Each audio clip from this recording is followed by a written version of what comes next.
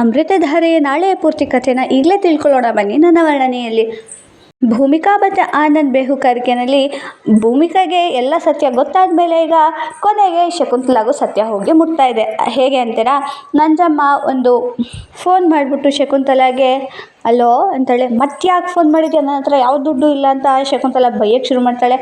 ಅಲ್ಲ ಪಂಕಜ ಅನ್ನೋ ಹೆಸರನ್ನ ಕೇಳಿಕೊಂಡು ನಮ್ಮೂರಲ್ಲಿ ಯಾರೋ ಇಬ್ಬರು ಹುಡುಕಾಟ ನಡೆಸ್ತಾ ಇದ್ದಾರೆ, ಅದರಿಂದ ಹೇಳ್ತಾ ಇದ್ದೀನಿ ನೀನು ಹುಷಾರಾಗಿರು ಅಂತ ನಂಜಮ್ಮ ಎಚ್ಚರಿಕೆಯನ್ನು ಕೊಡ್ತಾಳೆ. ಹಾಗೆಯೇ ಮನೆಗೆ ಬಂದು ಆ ವಿಷಯ ಗೊತ್ತಿರೋದ್ರಿಂದ ನಂಜಮ್ಮ ಅವಳ ಗಂಡಗೂ ಕೂಡ ನಿನ್ನ ಕೈ ತುಂಬ ದುಡ್ಡು ಕೊಡ್ತೀನಿ, ಹಾಗಂತ ಯಾರು ಪಂಕಜನ ಹೆಸರು ಕೇಳಿದ್ರು ಹೇಳಬೇಡ, ಜಾಸ್ತಿ ದುಡ್ಡು ಕೊಟ್ಟಿದ್ದೀನಿ ಅಂತ ಜಾಸ್ತಿನೂ ಕುಡಿಬೇಡ, ಅದೇ ಪಂಕಜನ ವಿಷಯನ ಹಾಗೆ ಮುಚ್ಚಿಟ್ಕೊಂಡಿರು ಅಂತ ಗಂಡನಿಗೆ ಬುದ್ಧಿ ಹೇಳಿಬಿಟ್ಟು ಶಕುಂತಲಾ ಕೊಟ್ಟಿರೋ ದುಡ್ಡಲ್ಲಿ ಒಂದಿಷ್ಟು ಗಂಟುಗಳನ್ನ ಅವನಿಗೂ ಕೊಡ್ತಾಳೆ.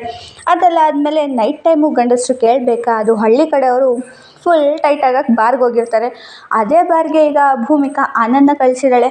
ಅಲ್ಲಿ ಅವನು ಆ ವ್ಯಕ್ತಿಯರ ನಂಜಮ್ಮನ ಗಂಡ ಫುಲ್ಲು ಟೈಟ್ ಆದಮೇಲೆ ನಿಮ್ಮ ಹತ್ರ ಒಂದು ವಿಷಯ ಕೇಳಬೇಕಿತ್ತು, ಈ ಪಾರ್ವತಮ್ಮ ಅನ್ನೋರು ಯಾರು ಅಂತ ಗೊತ್ತಾ ಅಂತ ಸ್ವಲ್ಪ ಅಲರ್ಟ್ ಮಾಡ್ಕೊಳ್ಳೋದಕ್ಕೆ ಮತ್ತು ದಾರಿ ತಪ್ಪಿಸೋದಕ್ಕೆ ಆನಂದ್ ಆ ವ್ಯಕ್ತಿನ ಕೇಳ್ತಾನೆ.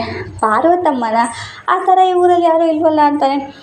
ಪಾರ್ವತಮ್ಮ ಅಲ್ಲ, ಪಂಕಜ ಗೊತ್ತಿಲ್ವ ನಿಂಗೆ ಅಂದಾಗ, ಅವಳ ಅಣ್ಣ ಶ್ರೀಕಾಂತ ಅಂತ ನಮ್ಮೂರಲ್ಲಿದ್ದರು, ಅವರು ಸ್ಮಗ್ಲಿಂಗ್ ಮಾಡ್ತಾಯಿದ್ರು ಅಂತ ಹೇಳಿದಾಗ ಆಮೇಲೆ ಅವರು ಹಾಗೆ ಊರು ಬಿಟ್ಟು ಹೋದ್ರು ಅಂತಾನೆ.